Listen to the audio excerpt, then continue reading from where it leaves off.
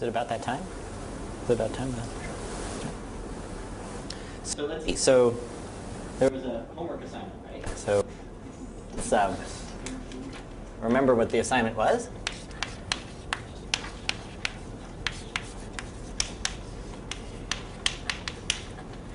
So again, to say the setup, you have some sort of map.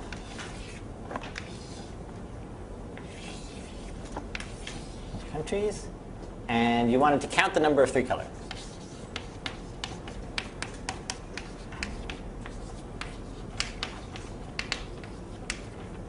Of the map, and you wanted to describe a tensor network that counted the number of 3 colors. So somebody want to share something with me? Shyness is not a good quality to have. If you. I'm excused. You're excused? All right, you're excused. Otherwise, I'll give it really complicated. I may ask for it.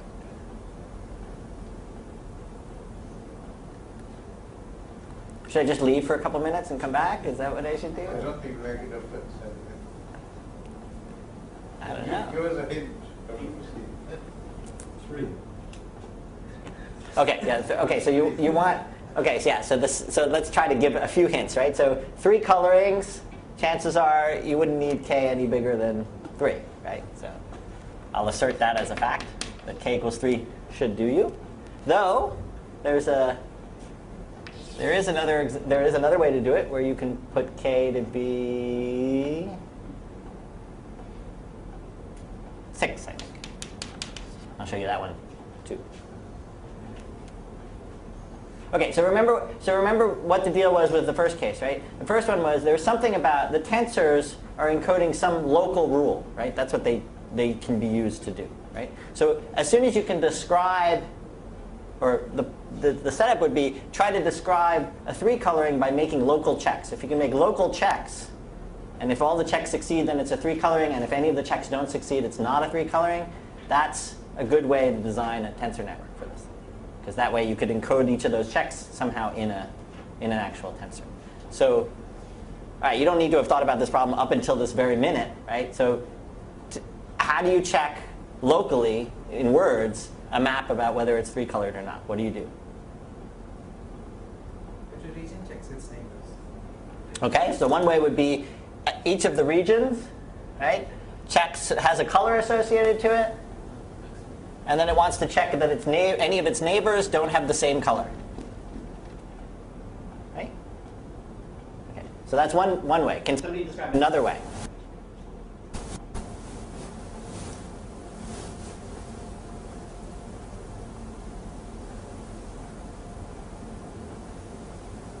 Maybe I should list that one down.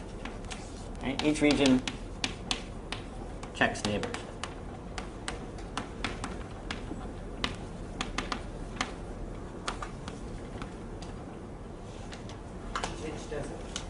Okay, each edge, right? Each boundary, each edge checks whether the 2 sides on either side of it are different, right? That as long as I go on each edge and I make sure the edge only has 2 neighbors. So the second one is each edge checks.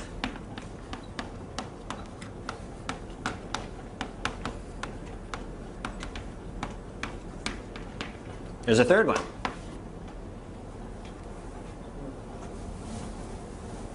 Do you still want to be excused, or would you like to participate? So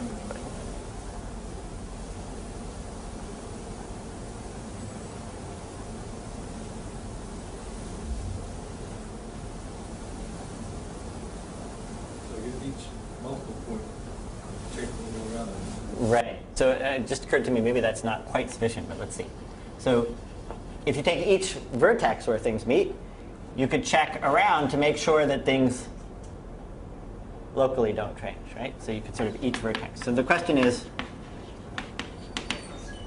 I guess we'll assume that there are no countries that are locked in by other countries. But if we were to do this one, we'd have to somehow add something for this. Will 3 do anything more than 1 and 2? What's that?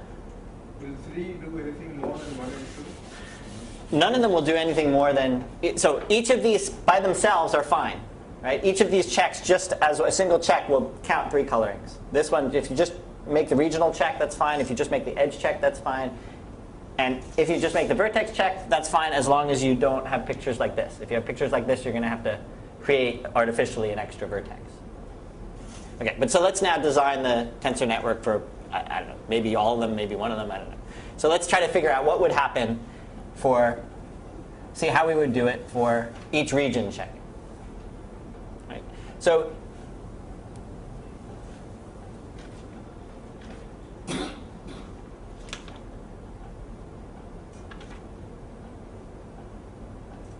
actually, let's start with number 2, because that's probably the easiest one. Okay? So number 2, we want to do an edge check. Right?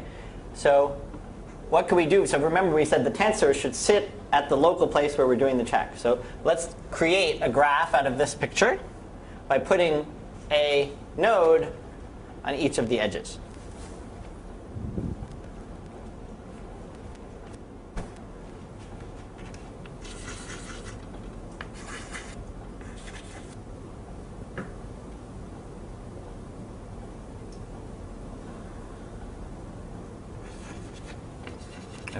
Become victim of my own enthusiasm in drawing a picture. But all right, so we'll just do this.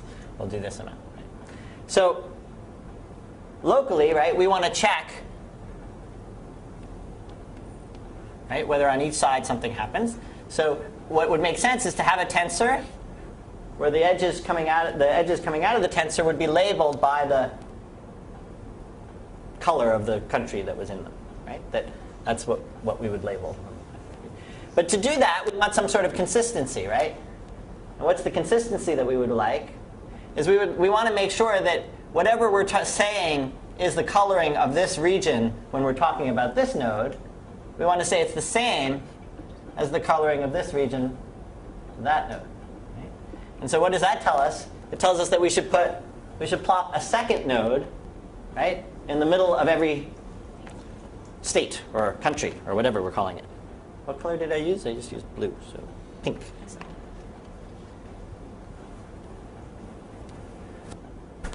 So I want to put a pink node in the middle of every region. And I want to connect it. This is not a node. And what do I want to do? I want to connect it to any of the edges that are relevant to it. So here in this case, I would have a picture like that.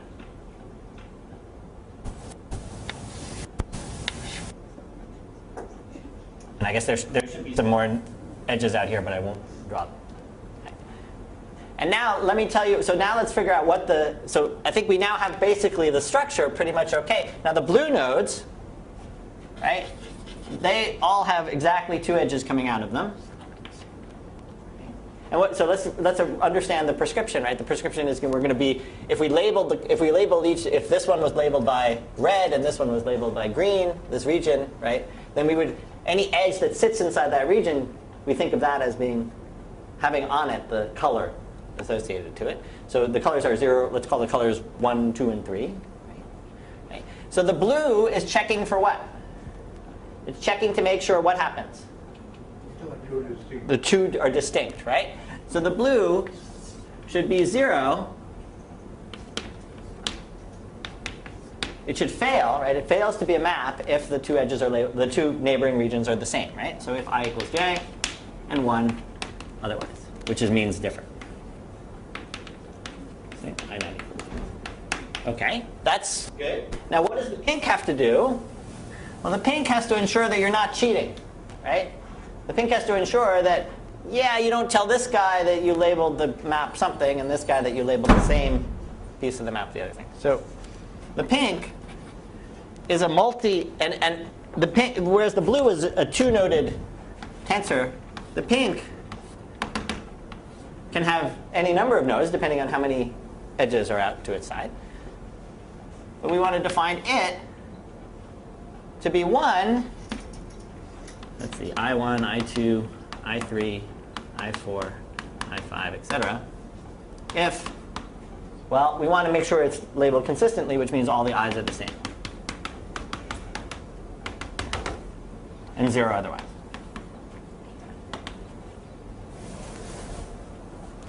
And if I do those two things, this tensor network, remember what it is? It's the sum of over all possible labelings of the product of the nodes, right? So I throw out a possible labeling. And if these two, it's only going to be one if it's one here and one here. That's that contribution. And if it's one here and one there, right, that represents actually a valid coloring of the map by just using, because it's ensured that all the edges are colored by the same thing that's inside a region, and it's ensured that the different regions are different. So now the coloring comes by just, if this was an edge labeled by 2, then we should color this region by 2. OK. Good. Did you have a more complicated one? There are lots of them. Is there one worth? As soon as you go to the typically lead thing, any representation of typically lead will give you the chromatic polynomial. OK, that is more. OK. Any others that are? So I guess so we could just take a look at this one because it's sort of more. It's interesting in its own right. OK. Essentially, what we just described, that each region checks its neighbors, we did just manage to implement in this way. There's another way to implement that same. Actually, let's do the each region checks its neighbors in a different way. Okay. So let me draw the picture again, or a picture of a map. Perhaps we're spending too long on this, but it's worth it just because it's interesting. OK, so the idea now is we're going to say each region checks its neighbors, right? So we're going to put nodes in the middle of the regions. And we're going to try to sort of figure out what that means. Well, we need to connect two nodes that share, any two regions that share a neighbor, we better connect by something, because otherwise we're not going to have them communicating at all about any checking. So let's do that. In this case, looks something like this, the graph.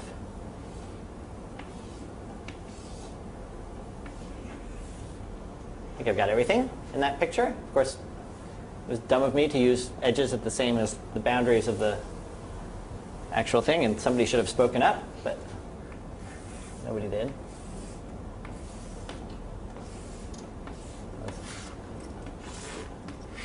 Hopefully this isn't making things worse. OK, so now we have to be a little clever, right? So how are we going to encode in the edges the information that we want so that the nodes, right, will be able to check the right thing? So it seems like, first of all, the edges have to encode what? They have to encode two things, right? The color of its one thing and the color of its other thing. So we need to now sort of put a labeling on here that allows us to do that. What's that? Hence the 6. Well, we may, I guess hence the 9. Yeah, hence the 9. Should be 9. Erase that 6 wherever it is. So what we're going to do is label each edge. Right? We're going to have the k is going to correspond to two labels, color 1 and color 2. Okay. And we're going to have to work a little bit harder. But anyway, so color 1 will represent the color of the one side. Color 2 will represent the color of the other side. Okay. So the first thing so now pink has to check a bunch of things, right? It has to check, right, that any edge has two colors on it, distinct colors, right? And the second thing it has to check, so actually we could just make it color 1 and color 2 and insist that the label, well anyway, forget that for a second. But it also has to check that it, as a country, has a consistent color. Right? So it contains this, right along this edge contains an information. It contains an information of its color and its neighbors. This one also contains the information of its color and its neighbors. its colors and neighbors. So it has to check that all of its colors are the same. Right? And it has to check that the neighbor's color is different. Right? The consistency of whether the neighbor is being consistently colored is checked by the neighbor's coloring local node. Right? So that is, there's a little bit of a sticking point here, which is, but anyway, so this is what you want it to check. So you want it to be, it's going to be 1 if these two things are satisfied and 0 otherwise. And there's just a little small subtlety, which is I have to tell each tensor, right, whether the label, whether it's the first or the second label that is its color. Right? So this edge, for instance, might be labeled by color 1, comma color 2. Right? But both of these guys have to interpret that as which one is its color, which one is its neighbor's color. So to do that, you'd actually have to, so the actual pink tensors would be a little bit different, one from the other. Okay? Then in the sense that each pink tensor would come along and say, I want to make sure my color is the same, and there's some assignment that says, I know my color is either the first or the second of the label of each edge. And it may be different for each edge. So another way to sort of say that would be, you could put a directed, to help yourself out, you could make the blue edges directed and say, the first label is supposed to be the one of where the arrow points to, and the second to be the one where the arrow starts from. And then you check that all the ones that are pointing towards you have the same, the one corresponding to the one that is actually yours. But does that make sense? I mean, I'm sort of not going to go through the details. But anyway. And these are two, as you can see, the underlying graph is different. Right? And there are two things. And you can actually see, you can basically see that that one is a decomposition of this one further, right? So we said, we've gone along the edges, it and its neighbor, right? But instead of encapsulating both those informations, we can actually check the neighbor section by introducing a new node in the middle, right? And that'll separately check the neighboring condition. And this node we'll just use to check the consistency of the label of the same.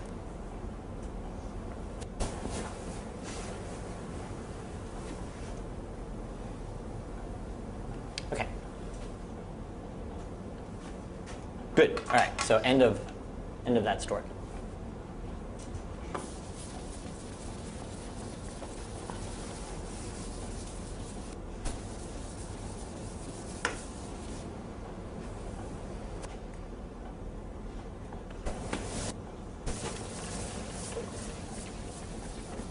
Okay, so now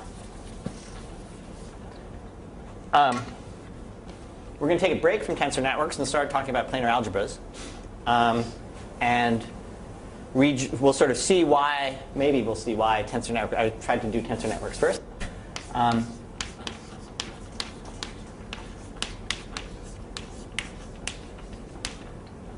It's sort of continuing with the theme of historical accounts. This presentation of planar algebras will be a historical snapshot of not 15 years worth of thought about this stuff, but more like 3 or 4 years of thought, which was sort of how, in some sense, how they were originally thought about. Version 2.1. Yeah, exactly. Somewhere in the middle. Just sort of plop down a pin in the middle of the timeline, and you get the version of planar algebras that I'm going to be sort of dealing with or presenting. And hopefully this will not create further confusion, but rather enhance understanding. But I make no guarantees on that thing. So hold in the back of your head the tensor network picture, right? And then let's now sort of start a new thing, which we will connect up to the old thing and see the similarities and the difference. So with planar algebras, whereas with tensor networks the objects were tensors, in planar algebras they're going to be something similar, but I'm going to sort of talk about them a little bit differently. They're going to be boxes, again with edges coming out of the top and bottom. Okay. And in this case, there'll be k edges coming out of the top and k edges coming out of the bottom. And in addition, they'll be directed in alternating directions.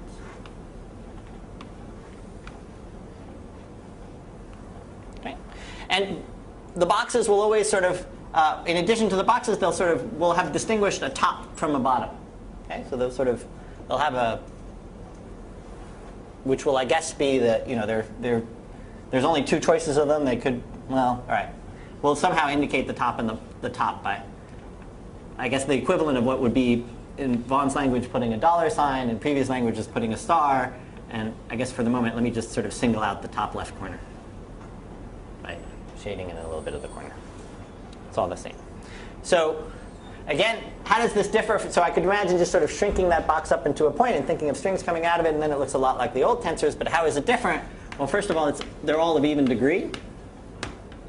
And the second is the orientation of edges.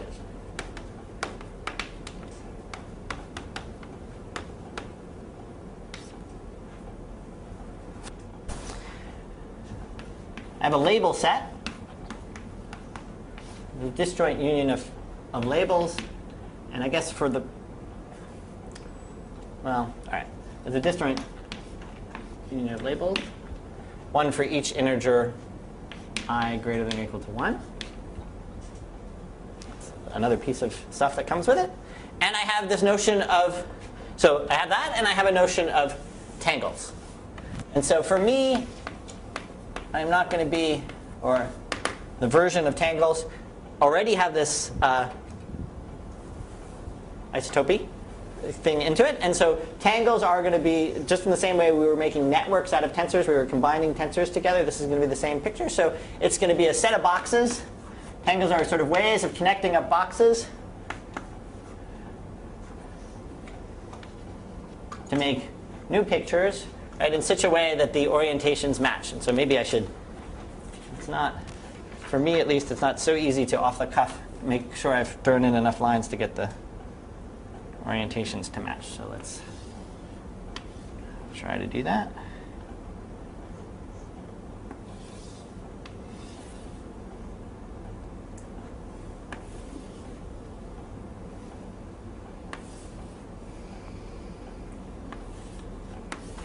Trying to draw a sufficiently simple but complicated enough picture so that most of the things that you might want to see or wonder about are there.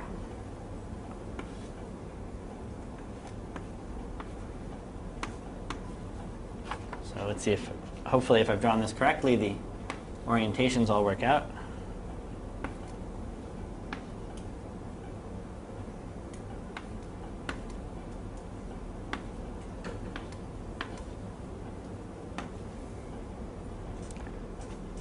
So this is an example of a tangle.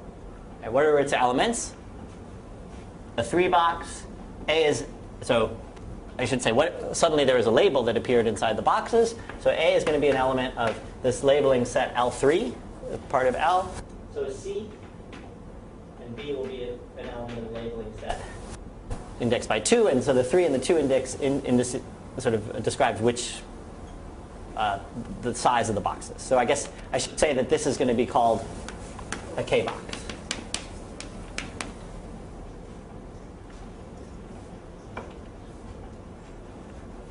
Okay, and here, unlike in the case of tensors, right, I want to stress that these are going to be planar. Okay. So whereas in tensors I was allowed to connect things and pass one string over another, in this case I'm not. Okay, so with this object, a set of objects, I'm going to sort of define an algebra, or a set of algebras. So n is going to be an index, and it's this as a vector space is going to be the vector space of all n tangles. So I guess I should have said that this was an example of a 2-tangle. And I guess a piece that I didn't put was there can also be, though this has everything connected to the outside, there can be pieces that are floating around that are just connected to themselves. So there can be single loops as long as their orientation is sort of consistent with the picture, which is that they're alternating. And there could be also some set of sealed off boxes or tangles. Let's see. So can I do this right? Is it? I'm hoping this is right. Let's see. Does that look good? That's right, right? So going in, So PNL will be, so this is a 2-tangle because in the end I can again visualize a big box around the outside, right? Just like I could in tensors, right? And it has 2 things coming out the top and something coming out the bottom. So PNL will be the vector space of all n tangles, and I've said it's going to be an algebra, so I better tell you what multiplication is. And multiplication is going to be, again, borrowing, or you can think of it as something that's familiar to you because you've seen it in the tensor world. That's the way you multiply 2 n tangles together, right? You've got a tangle in here, a tangle in here, okay? Together. So this is, I can, okay? And I extend by linearity. Okay? How do you add 2 tangles? So it's a vector space with a basis being all n tangles, and then it's a linear vector space spanned by those things. Vector space spanned by.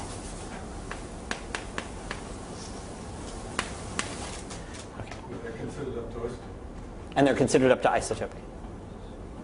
Right. Let's see. So that's yeah. So in distinction to what was presented earlier, these ones, if I move this around a bit, they're indistinguishable. I mean, or they're distinguished up to isotopy. Right. So if I move one around, that's fine. That doesn't change matters. Okay. And so let me just make sure. So we've got it right. This tangle is the identity.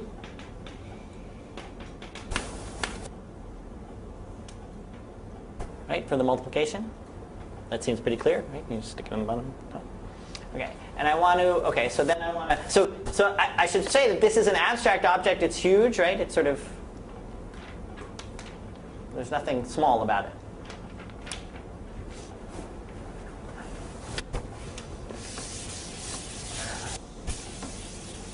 And then as a sequence of algebras, or as a set of algebras, there's an inclusion that I want to sort of mention, which is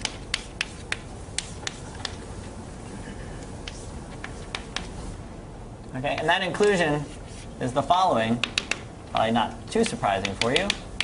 This would be an element of Pn.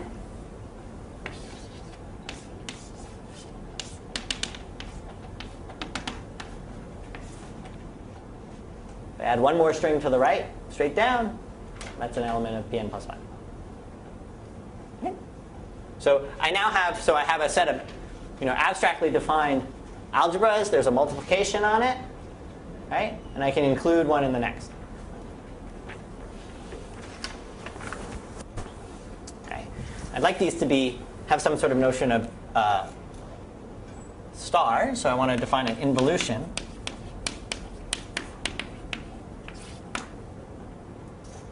I want more out of them. So now if I'm going to introduce involution, I'm going to introduce something, and it's a condition on the label set that for every L, there's a map to an L star. That's also in this labeling set of the same. So if L is an LK, then L star is going to be an LK.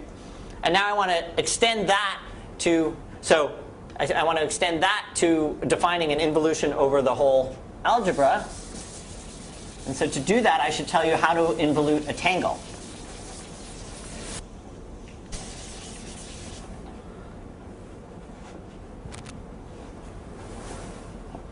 So let me draw a tangle that should encompass most of the questions you might have, hopefully.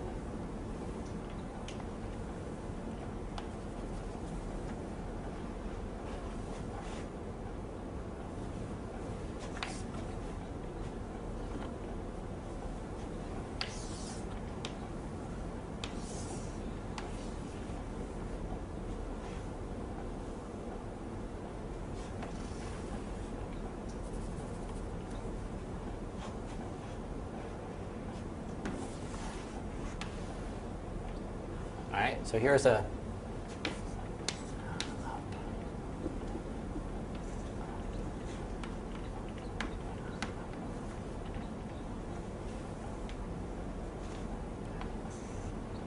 so here's a tangle. I want to say how to create a star of it. And so there's going to be 3 steps. First, I'm going to flip the whole picture horizontally. I'm going to Okay, so let's try our best to do that.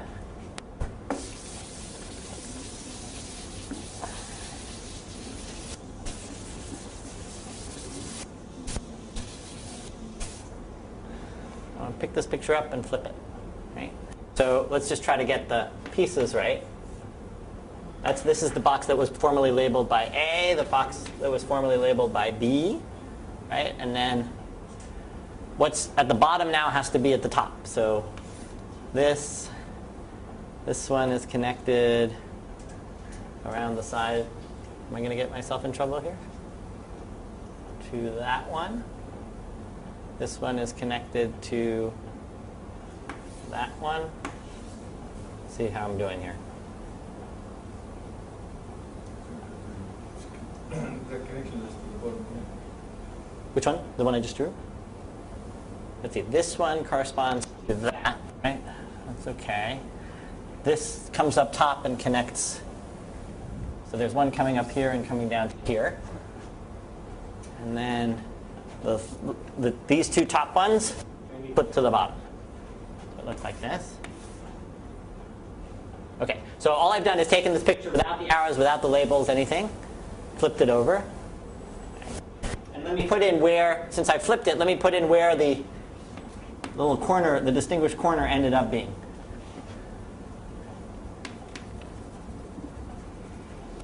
Right? The corners ended up being there. Okay. So that's step one, is the flip. The second is to reorient the boxes. Reorient boxes with now the bottom left goes to the top left.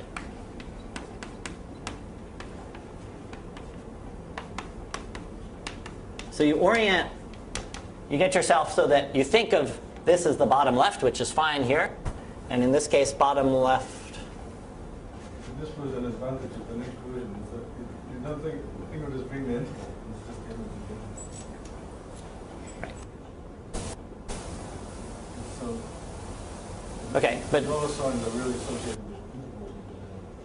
And you just take them as an interval.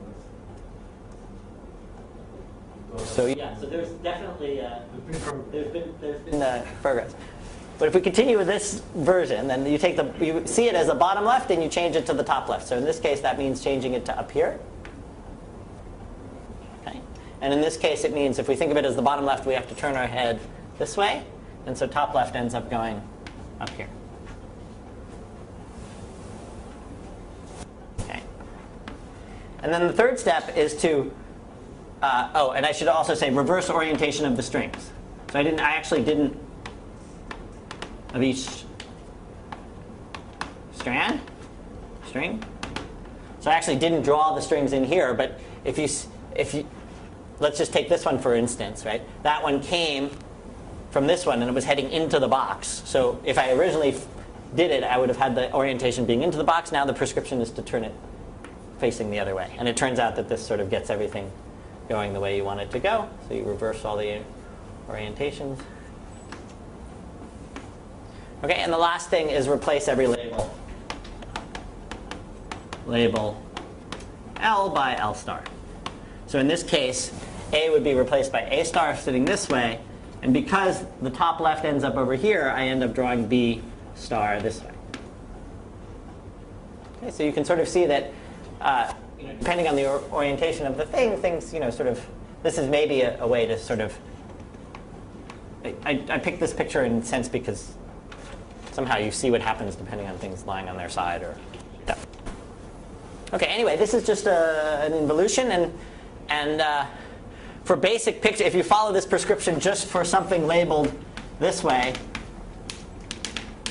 with an A in it, its involution ends up just being this picture with an A star in it. Which is a good thing, because that's sort of, when I'm working with these things, that's sort of how I would like to think about it. Okay. All right, so we have this general set of algebras. We have an involution on them. We have an inclusion from one to the next. And so now let's define a planar algebra my version of, or it's funny, my version meaning the version I'm presenting, which is all versions are due to Vaughan. The general planar algebra to be the union over n of T and L.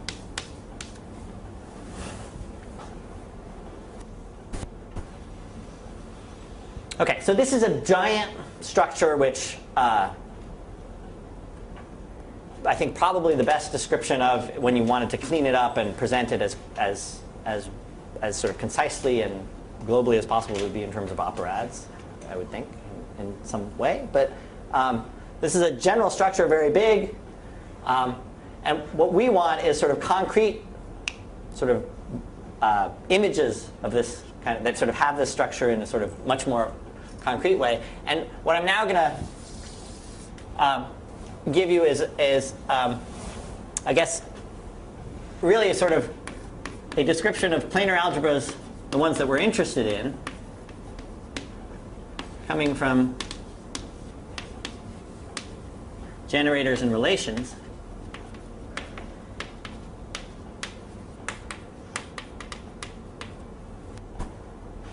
So I'm going to sort of define what that means, and then I'm going to sort of talk a bit. We're going to sort of walk around this set of things in a little bit to see sort of what the pictures have to say about things and around. So let me tell you what planar algebras coming from generators and relations are. Is if you have a subset of P of L, of P of L, and by a subset, remember these are not just tangles, but they're linear combinations of tangles, right? And the subset is star closed.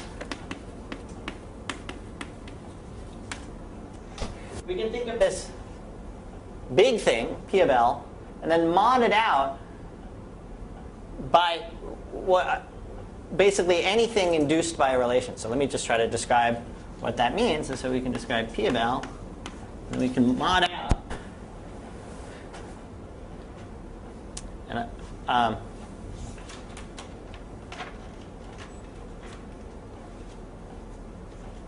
okay, so let's call that P of L and R. It's going to be P of L.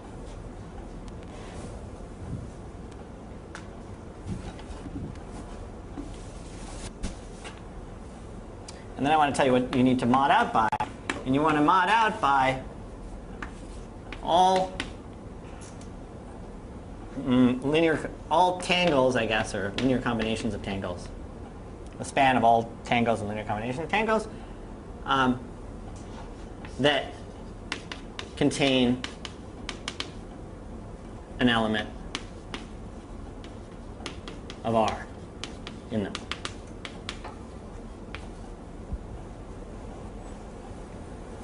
So let me give you an example of something that I would want to mod out by. I would want to set to 0. Well, I can just do. What's that? R contains an element. No. So R is going to be this generating set of relations, but R is a set of relations, but they generate many more conditions, and those conditions are given by suppose this A, right? Suppose A was in R. Then this would be something that would be in this set of things. B would not have to be in R, just A would be in R. Or separately, B could be in R, but A wouldn't be in R. You implicitly extended the label sets to be anything. That's right. So R, I should say R, right, is something in P of L, which is a linear combination of things, right? And so when I put sort of A being an R here, what I think of this inside this thing is a linear combination of tangles, right? And then I sort of extend.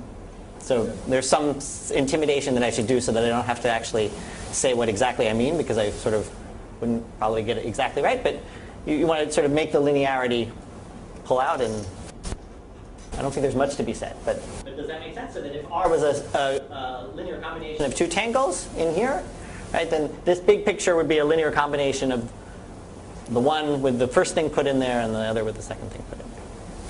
And that would be a new linear combination of tangles. And right. And I guess even over here when I was saying it, right, that this picture here could represent a linear combination of things.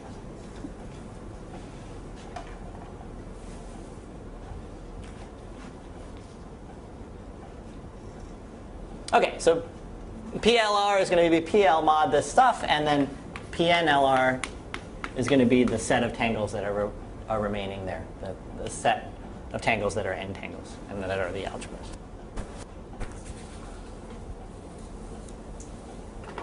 Okay, so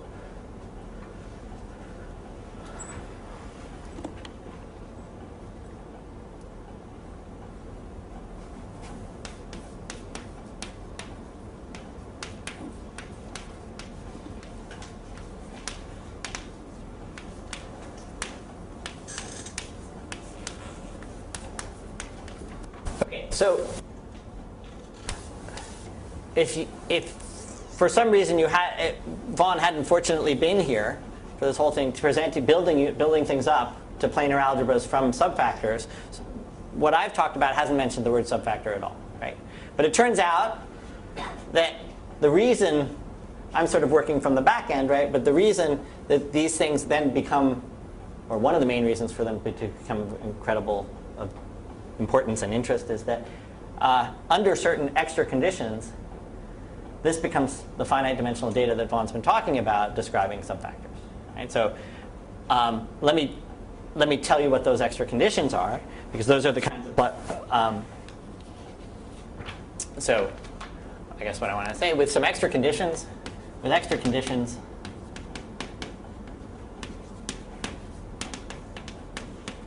right?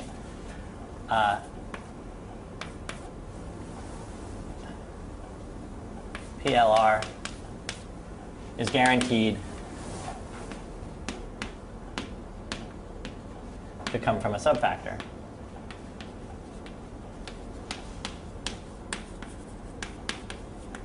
And I'll sort of show maybe some more about it later, and certainly Vaughn will.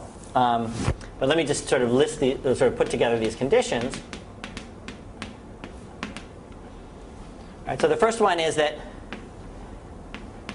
Pn of LR is finite dimensional.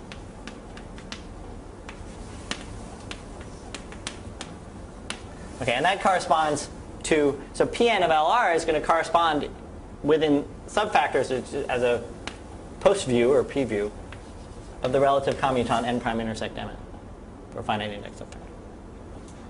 Okay, so we want it to be finite dimensional.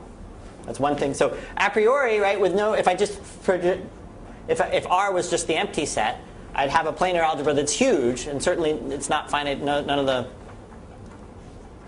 as long as the labeling set was non-zero, right? There's not much. There's no reason to think this. I want the set of zero tangles to be equal to the complex numbers. So I want further restrictions. Not only is P0 of LR finite dimensional, we want it actually to be complex numbers. That corresponds to n prime intersect n being the complex numbers, which is the same as saying n is a factor. And I also want P1 of LR to also be, see, that's the statement that m is a factor. M prime it'll turn out to be that m prime intersect m is. I want it to be what's called spherical, which is to say that I want the representation, so I guess the best way I can sort of say this, or I don't know if the best, but anyway. But what I want is that a picture like this, okay, so this is now a zero tangle, so it's a complex number, right? I want it to be equal to the same complex number going around this way.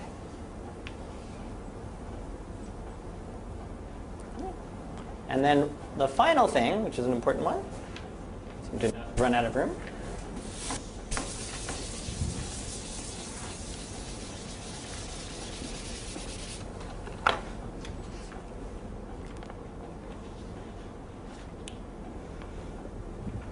is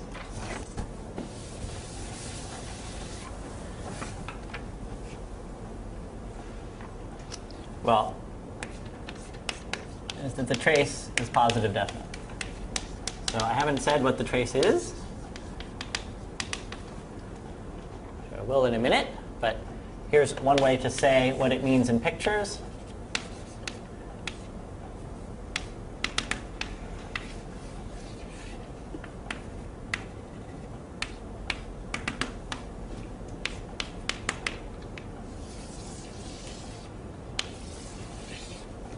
Is that picture, whoops, not with a B there, but with an A star there, is, I guess what I should say is that it's, as long as A isn't something that is already something that you've modded out by, right? So if it's not, as long as it's not something that you've modded out by, you want it to be strictly greater than 0. Okay, so namely, if this picture is always greater than or equal to 0, and actually if it is 0, that means that your actual A was in the set of things generated by your set of relations. So just to be explicit, this is going to turn out to be the condition that trace of A star is greater than 0 for A non.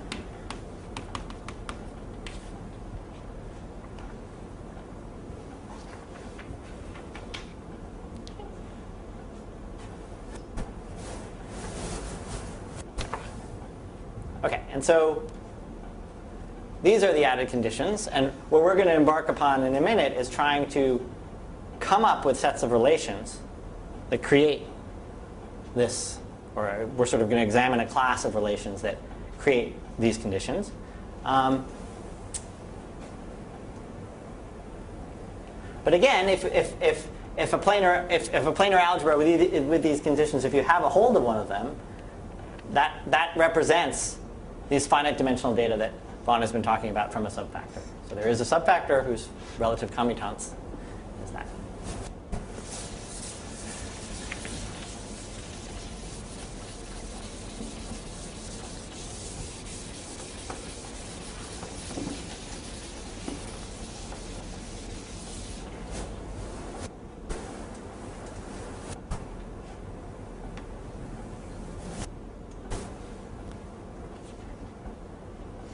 Okay, so let's do a very simple example of these. And that's where the label set is going to be empty. Okay.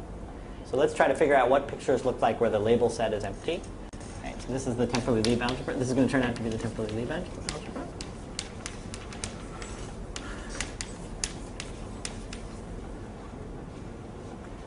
So what are the kinds of two boxes that could exist with the labeling set being empty? Well, we need to connect there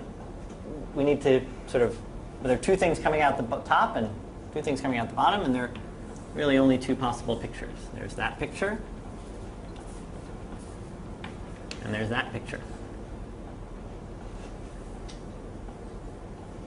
Right? So in this case, P2, right, is sort of two-dimensional. Well, not necessarily. But so there's one other. So then I would also want to say what goes on with a picture like this. Okay. And so if I was to sort of follow this kind of prescription over here, that's a zero tangle. So I want it to be an element of C. So let me sort of define it to be delta.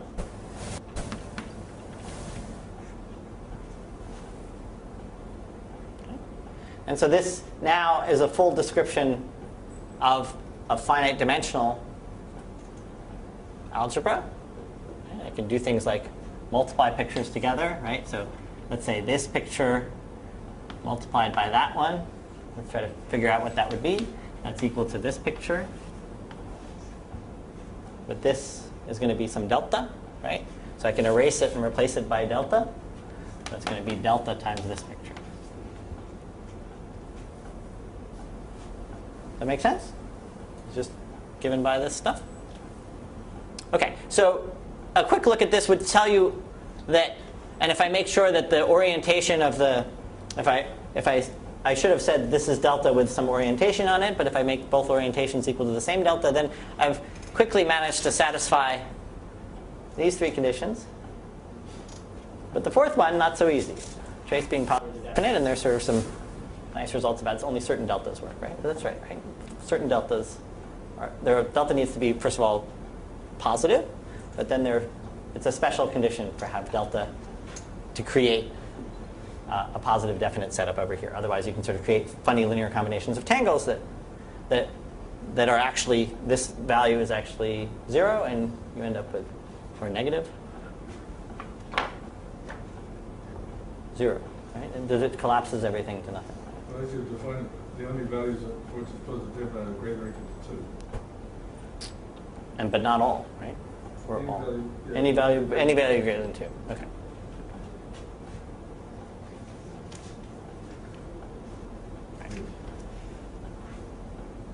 Okay.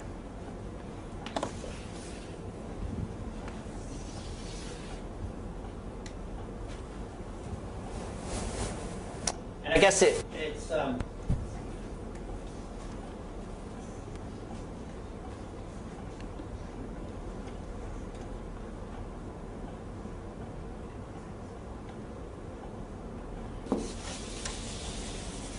okay, so there's more to be said, and I'm not quite sure how much to say right now, much to leave for later. But one thing to be said right now is, first of all, I just multiplied this together by itself, and I got a multiple of it, itself. Right? So this is almost like a projection, right? A times A is a multiple of A. If I scale it right, that picture is going to be a projection, right? And its star, we know how to take its star. We're supposed to flip the picture upside down. And so, right, it's equal to its star. There are no boxes to do. The orientations work out all right. So the scale multiple of this is a projection. Okay, that's nice. That's always going to be there, right? For any of these planar algebras, even if you do have boxes, you do have this picture, and this picture is still going to be a scalar, right? And what does that picture correspond to? Well, that's a projection in P2. Right? And what does P2 correspond to? It corresponds to n prime intersect m1. Right? And that projection corresponds to the basic construction projection. Except your Maybe it's mention changed there by was different. Pn plus m prime Where intersect next one? mn.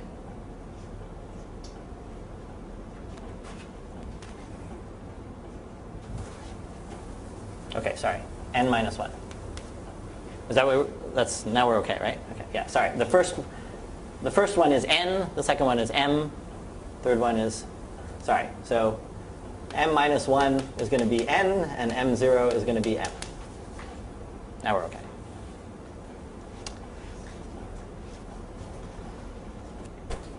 So why did I want to say that? Oh, I guess I wanted to say that because I wanted to not necessarily go down this path, but right. So one of the wonderful things that first came out of, or at some point came out of subfactors, was a representation of the Braid group, and that comes from, without saying too much,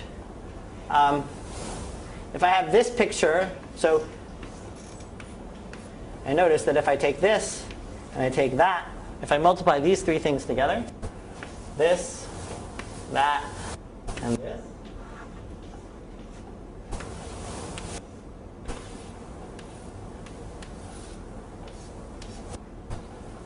which in the language of things, if we ignore scalars for a minute, is going to be E1, E2, E1. Well, this string sort of just pulls out, right? So it looks like this. This is equal to some scalar times E1.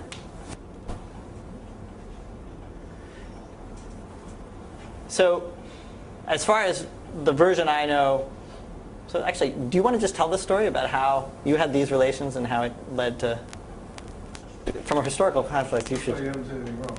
But do you want to just tell how it sort of, as far as I know, you were sitting in a seminar at some point? Right, Yeah. didn't have the pictures for that.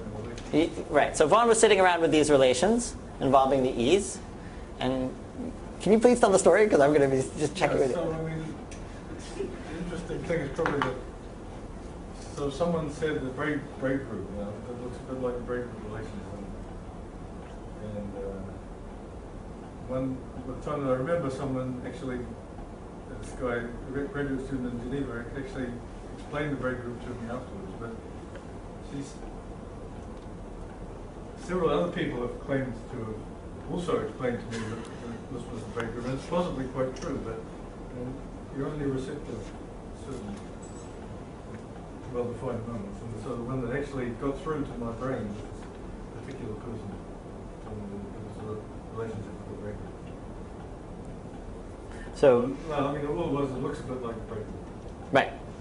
But, and then, will it work? And then I thought, well, maybe to take it seriously, and I thought that, well, maybe you can turn this into something that really is the braid group, and a little calculation made it work, and then I went and told people this, and then there was absolutely no interest whatsoever.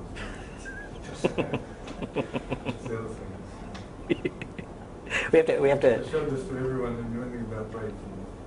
But you have to remember that in those days there was zero interest in representations of the braid group, and very little interest in the braid group itself. When did that change? That changed about a year later. So as soon as I got the not-pole number, then all of a sudden everything switched around. People got excited about the braid group, and then of course it's quantum groups and so on. Conformal field theory and everything changed. Okay, so the point being that some linear combination of the identity in E1 is sitting in here as a representation of the braid group, right? So you can use E1 and a linear combination of that with the identity gets you actually the braid relations. And from there you can build the Jones bond. Okay, that's the end of side note. So let's return. So started out all this stuff with tensor networks, and now sort of inundated you with this version of planar algebra. So let me just kind of stress the why sort of. So tensor networks versus planar algebras. And so I guess what I want to say is that they have there are things about them that are, they have the same, they're differences, but they have the same general feel. At least the planar, the same general feel. Now if you don't put restrictions on them as planar algebras coming from subfactors, then in fact tensor networks are just an example of planar algebras if you define planar algebras generally enough. But in the case that at least is being presented here, if we're talking about planar algebras with respect that are coming from subfactors, they are actually just, one doesn't sit inside the other. But here are the similarities, right? The general notion of tangles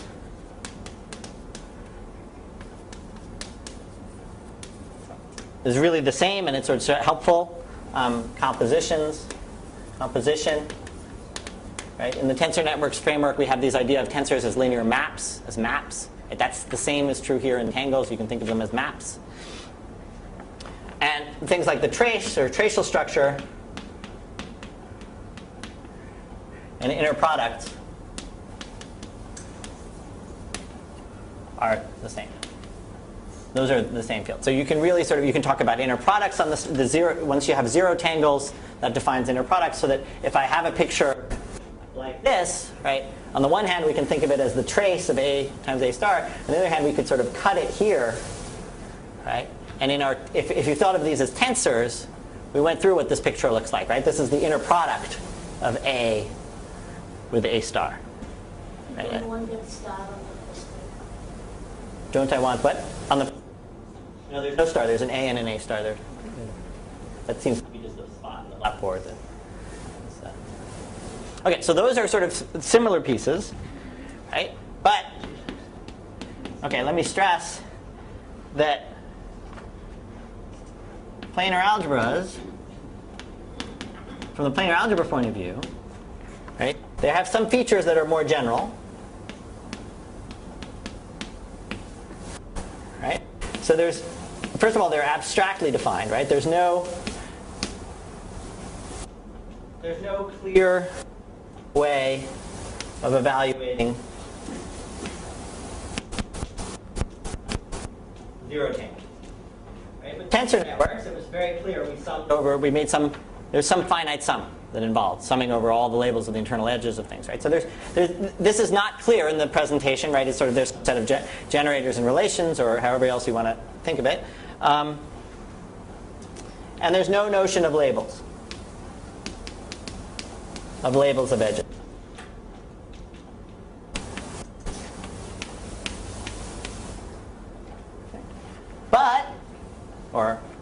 But on the other hand, there are some features that are more specific. Maybe I'll move more specific stuff to somewhere else.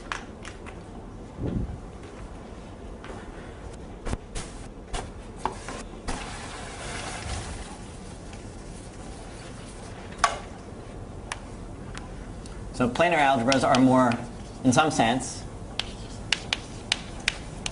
less general. But this is, let me put that in quotes, because it insists on some added conditions, right? So the first, I think the most significant one in terms of sort of really sort of getting at the heart of it is planarity, right? So tensor networks do not require planarity. Planar algebras, it's just a core feature right from the get-go. Okay. The dimension considerations, right? Dimension of P0 equals 1 equals the dimension of P11.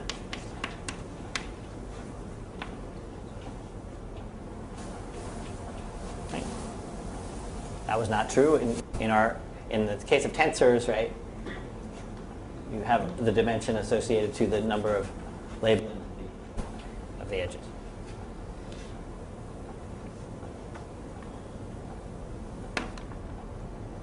And the third. Is that? Let's see. P0 is a completely contracted tensor system. Oh, so it is true. That's right. So what about and P11? No. So this is right. Okay. So let me remove that because it's not a difference. Okay. But the even degree is. Right. So the notion of orientation, the planar algebras are oriented. Right. All their boxes are of even degree, whereas tensors, you could have a 3 tensor. Meaning 3 things coming out. Here, a 3 box means 6 things coming out. 3 on the top and 3 on the bottom.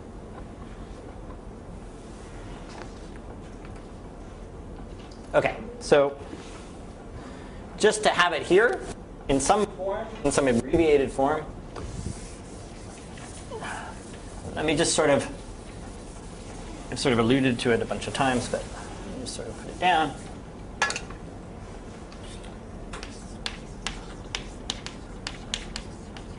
Is the identification of subfactors with planar algebras.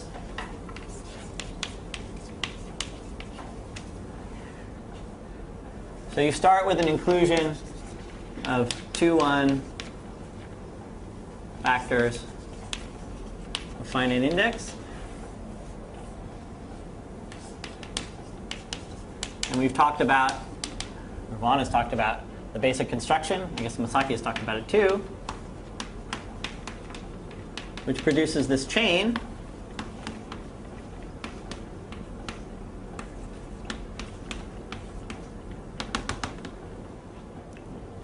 And from this chain, you can create this set of finite dimensional data, just termed the standard invariant, which is, I guess,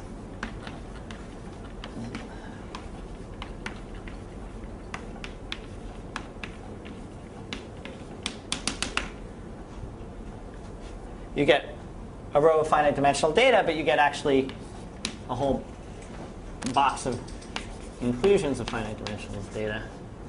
In fact, you get a whole lattice of them.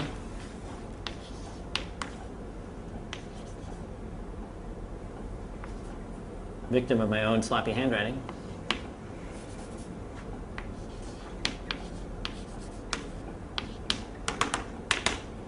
All right, so from a subfactor, we can do the basic construction. We can get this set of finite dimensional data, the standard invariant data.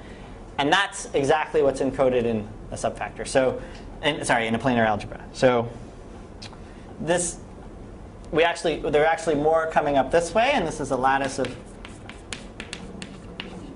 finite dimensional C-star inclusions.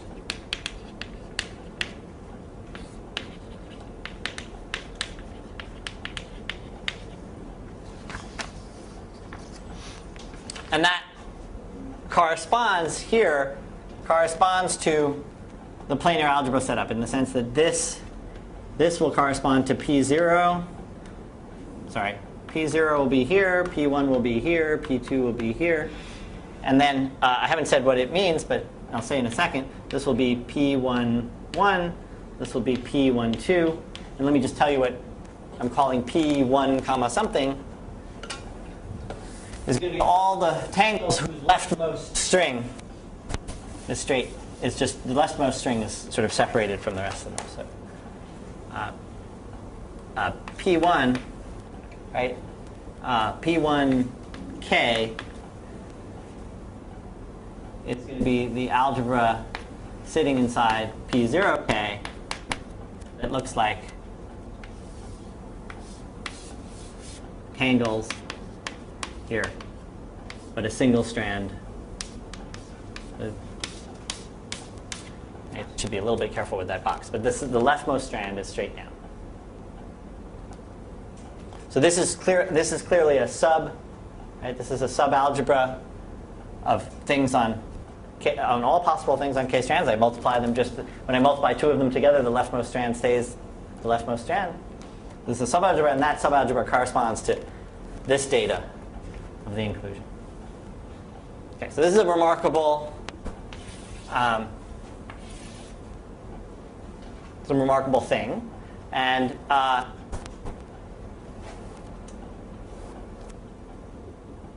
so the characterization, abstract algebraic characterization of this of what this structure looks like was due to Popa, and then the interpretation of it and the proving that it corresponded to planar algebras was due to Vaughan.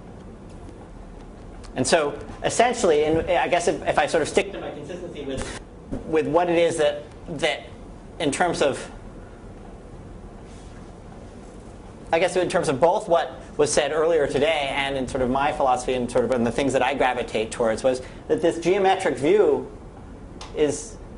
helps with everything, right? And it's sort of vastly different from just a presentation of equations, right? So there was an abstract presentation by Popa that I think worked well for him, perhaps, but was not something one could work with. Right? It's sort of, all right, so there's set of these conditions. There are quite a few of them. They were divided up into categories A, B, C, D, and E. There are a lot of them. But most of them are just beautifully captured by just some simple maneuvers in the plane. So once you sort of stick these pictures in the plane and you get the right formalism for it, everything is sort of just transparent. It all melts away. Right? And in general, that's sort of where the strength of this whole point of view lies, is that when you have what I would say was good notation, meaning these pictures, then really something can be done where things couldn't be done before.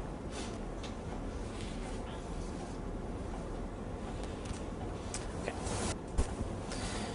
All right, so now enough of so let's go back to, so basically what I'm trying to do is present a point of view where hopefully by the time you're through with this, you get a sort of a better working feel for how to use these things, or sort of just some sort of intuition for how to do it. So let's get back to more of the concrete stuff. So I'm going to sort of meander a little bit through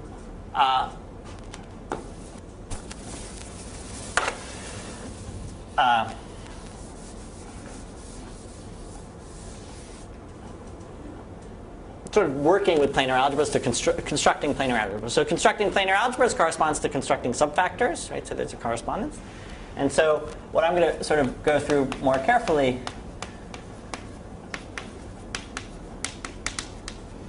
and hopefully, in fact, I won't go through it, but you will go through it, is sort of something called exchange relation subfactors, or planar algebras, I guess.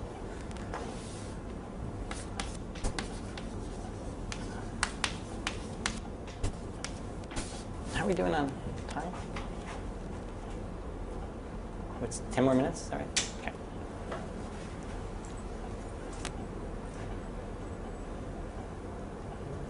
Okay, so let me define. I'm going to define what an exchange relation planar algebra is. And before I do it, I just need to do a little bit of notation. I'm going to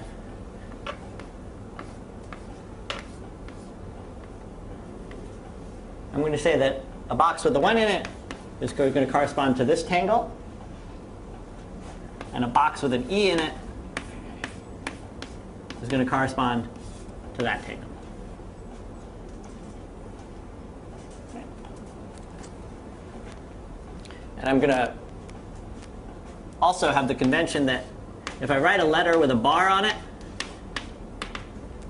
it's the same as thinking of having labeled the box upside down.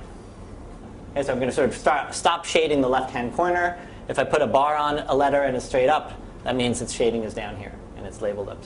So it implies that the shading is down there. Okay, so I'm now going to make a definition. Okay, so R, a subset R inside P of L is an exchange relation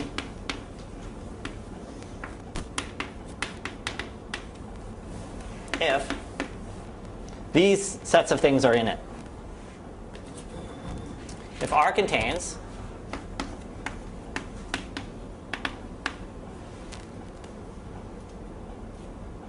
okay, so first I want to say so first I should say that if L actually equals to L2, so there are only two boxes that are labeled. The labeling set is 0 outside of two boxes. And if R contains these sets of things, and maybe I should, since there are going to be a lot of them, I'm going to put them up here.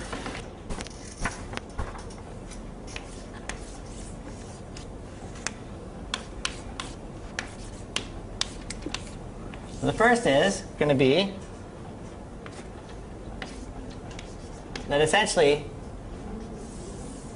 if I take a tube box and I loop around the outside, that I get a multiple of the, that's what it's going to turn out to mean, is that I'm going to get a multiple of the identity. So what I want is that the difference between these two is going to be inside the relation.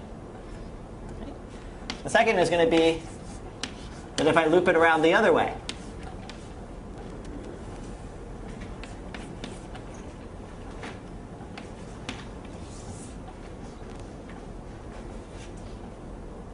it's going to turn into something like that. And I should say that that's going to be true for all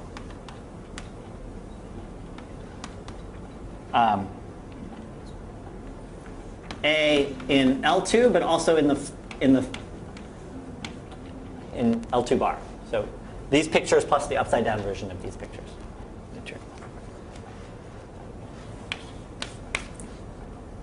And the second one is going to be, if I have an A, I have a B, like that. So if I have this 3 tangle, it is going to be a linear combination, and I'm going to have to erase some of this. So D and E is going to be in L2 or L2 bar or the set 1E, which were those specially defined elements up there.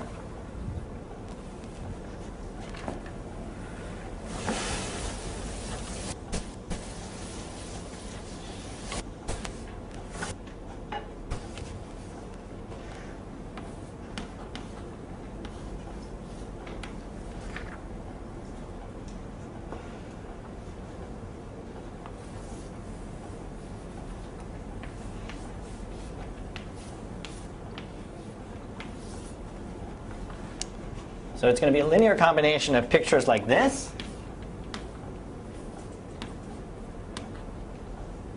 With some coefficient here. So let's see, that coefficient is going to depend on A and B and on D and E. Plus a different coefficient, C prime, also depending on the same things, A, B, and D and E.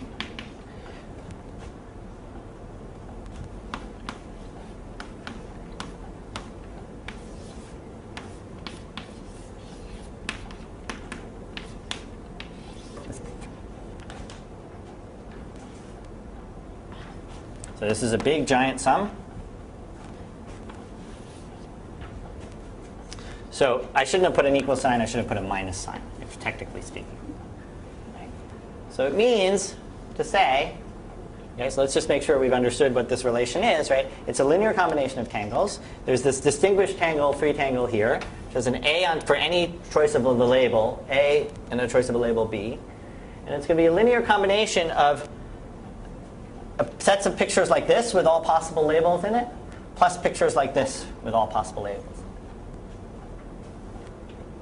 And now let me tell you just briefly, so quickly, the reason it's called an exchange relation is it was just sort of came out of picture this term not being there. And imagine sort of taking the A and the B and pushing the B past the A, right? That looks like this picture here. Okay, so that's just the terminology if you're trying to remember what's going on, right? It's saying that A and B, you can sort of push it around. Okay. So the definition is, if R contains these relations, then P of LR is called an exchange relation. Planar.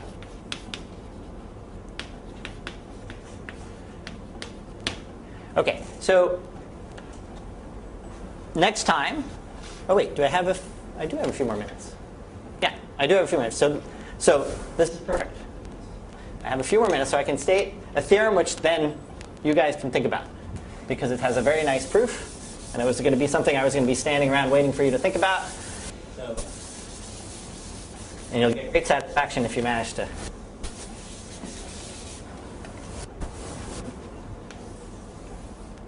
Theorem.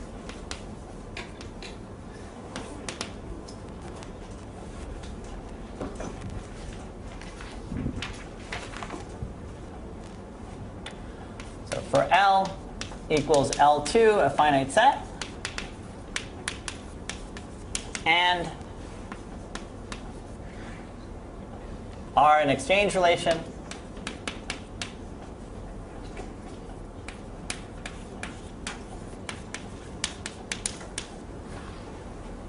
the dimension of Pn of LR is finite. For all n, for all n.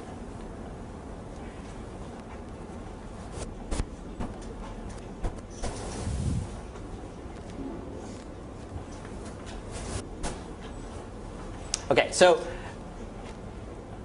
picture yourself coming into this field, right, and saying, okay, I don't know a single thing about subfactors, right? But apparently subfactors are described by these planar algebras, and apparently this planar algebra, this is really easy, right? I've got this general planar algebra. All I have to do is produce a relation that ends up making the new structure the right thing. So one of the things that the new structure has to be is it has to be finite dimensional, right? When you mod out by the relation, things have to collapse greatly. But you don't want them to collapse to absolutely nothing, right? And I can specify a few relations, but any tangle that has that relation in it also has to be modded out. So this is not so easy to do, right? You sort of have to be thinking about this. So this is a statement that says, hey, if it's of that form, right, we're in good shape. We're not in great shape necessarily. We haven't really made sure we haven't made sure that the dimension of the zero things are 1. We haven't made sure that the positivity of the trace. We haven't done any of those things, right? But we have ensured that the dimension of the algebras are finite dimensional. So your job is to prove this theorem, right? So if you want to figure out where to start from, right, it says that no matter what, if you have a bit, the place to start, and the only thing that you need to do is take an arbitrary tangle, right? So what does an arbitrary tangle mean? Take a bunch of 2 boxes, put things in them, connect them together, have some number of strings coming out at the top and the bottom, right? If you insist that all the tangles have, let's say, 3 things coming out at the top and 3 things coming out at the bottom, and you look at that set of things, you want to show that that set of things is finite dimensional. And what are you allowed to use, right? You're allowed to use that these facts are true. So if part of your tangle included a loop around like this of a 2 box, you could replace that piece of the tangle by this, right? You could replace any place you see this, you can replace it by that. Any place you see a picture like this, in any orientation, you can replace it by this big sum. So now you can go home and fiddle with these things and try to start to play with them. But it's just a very nice and simple, what would you call it, geometric argument that says that, in fact, you can use these relations to take any big picture and reduce it to a picture of a much more restrictive kind that ends up being there only a finite number of them. OK, and that's where we'll pick up next time, which is Friday.